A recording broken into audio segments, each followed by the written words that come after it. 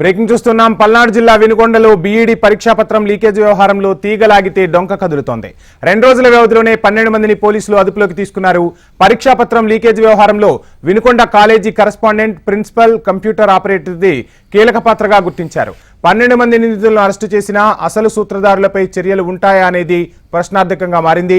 పరీక్షలలో ఇది సర్వసాధారణమని, నగదు కోసం పలు సెంటర్ల నిర్వాహకులు సిఫారసులు చేసి మరీ పరీక్షల నిర్వహణకు అనుమతులు తెచ్చుకుంటున్నారని విచారణలో పోలీసులు గుర్తించారు.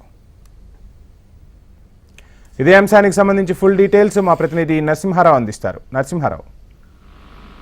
పల్నాడు జిల్లా వినుకొండలో బీఈడీ పరీక్షా పత్రం లీకేజీలో తీగలాగితే డొంక కదులుతుందనే సందేహం ఉంది. ఇందులో భాగంగా మనం చెప్పుకుంటే కూడా 2 రోజుల వ్యవధిలోనే 12 మందిని అదుపులో తీస్తున్నారు. వినుకొండ చెందినటువంటి కళాశాల కరెస్పాండెంట్ కానీ, ప్రిన్సిపాల్, కంప్యూటర్ ఆపరేటర్ కూడా అదుపులో తీసుకున్నట్టు తెలుస్తుంది. ఇందులో భాగంగా మనం చెప్పుకుంటే కూడా సర్వసాధారణం అని చెప్పి నగదు కోసం పలు సెంట్రల్ నిర్వాహకులకు సిఫారసులు చేశారు. అంతేకాకుండా పరీక్షల నిర్వాహకులు అనుమతులు తీసుకుంటున్నామని చెప్పడంతో విచారణలో పోలీసులు గుర్తించినట్టు తెలుస్తుంది. అయితే ప్రస్తుతం అయితే ఎవరైతే ఉన్నారో ఈ రెయ్యి పగళ్ళు కష్టపడి చదువుకున్నటువంటి విద్యార్థులు ఇబ్బందులు పడ్డారు. అంతేకాకుండా కూడా విద్యార్థుల్లో జీవితాలతో కొంత జరగడం అన్నట్టు కూడా మనం చెప్పుకోవచ్చు. సో ఇందులో భాగంగా మనం చూసుకుంటే కూడా ఇప్పటికే ప్రిన్సిపాల్ కానీ కరెస్పాండెంట్ అదుపులో తీస్తున్నారు. మరి కొంతమంది కూడా ఉన్నట్టు కూడా తెలుస్తుంది. అయితే ప్రస్తుతం అయితే ఇంకా విచారణ అయితే కొనసాగుతుంది.